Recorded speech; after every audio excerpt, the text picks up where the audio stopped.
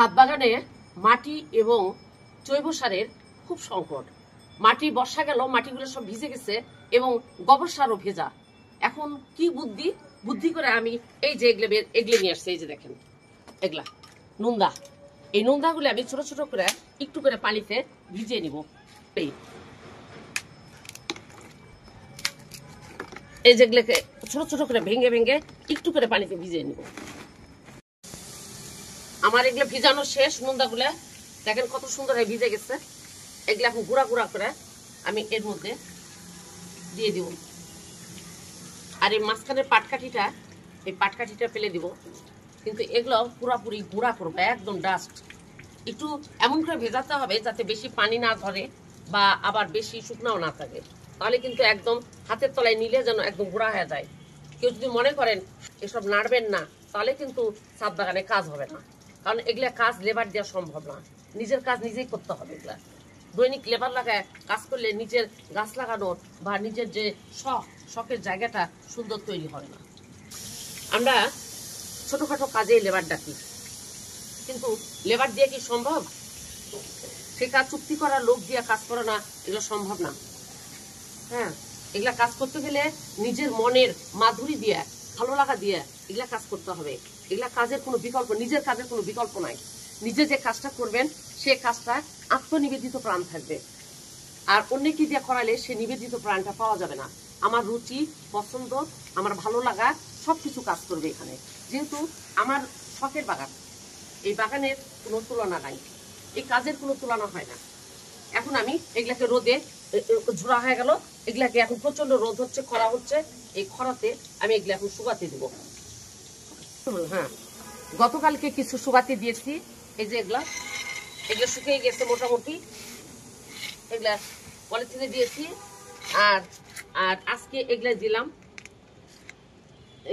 এগুলা শুকাবো, একদম ঝরঝরে শুকাবো।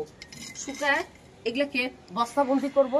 বস্তাবন্দি করে যখন আমি মাটি তৈরি করব, তখন সেই মাটির সাথে আমার জৈব সার হিসাবে এই গোবরটা কাজে লাগবে।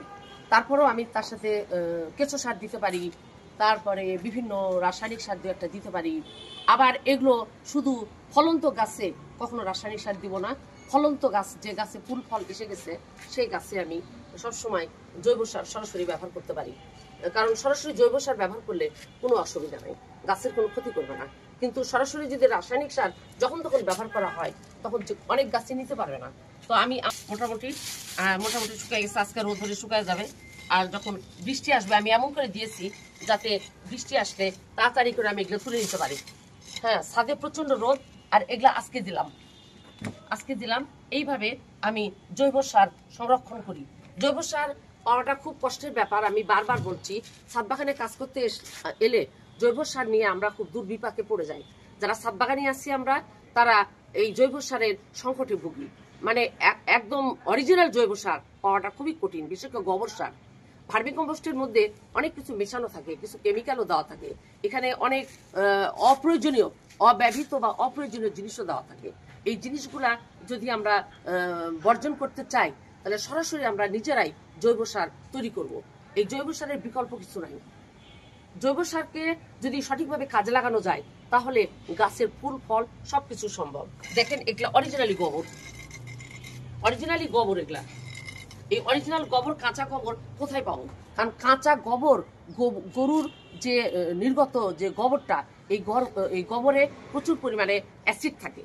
এই অ্যাসিড গাছ নষ্ট করে, যার জন্য এগুলো শুকায় নিয়ে কাজ করতে হয়। তো এই নুন্দা যেটা আমি ব্যবহার করেছি, এই নুন্দাটা শুকনাই, সেটাকে আবার প্রসেস করার জন্য আমাকে একটু ভিজাতে হলো।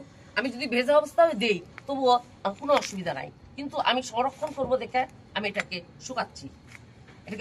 এই কারণে সংরক্ষণ করতে হবে আমাকে, কারণ এতগুলো সার আমার একসাথে প্রয়োজন নাই। আর এই ভেজা অবস্থায় যদি আমি রেখে দিই বস্তার মধ্যে, তাহলে এটা নষ্ট হয়ে যাবে, বাজে ব্যাকটেরিয়া তৈরি হবে। বাজে ব্যাকটেরিয়া যাতে তৈরি না হয় আর সংরক্ষণ পদ্ধতিটা যাতে ভালো হয়, এই জন্য আমি এটাকে সংরক্ষণ করার জন্য এই ব্যবস্থা নিয়েছি। তো বন্ধুরা, আজকের জন্য এখানে বিদায় নিই। আর একদিন কোনো একটা ভিডিও নিয়ে হয়তো আপনাদের সাথে কথা বলবো। ধন্যবাদ।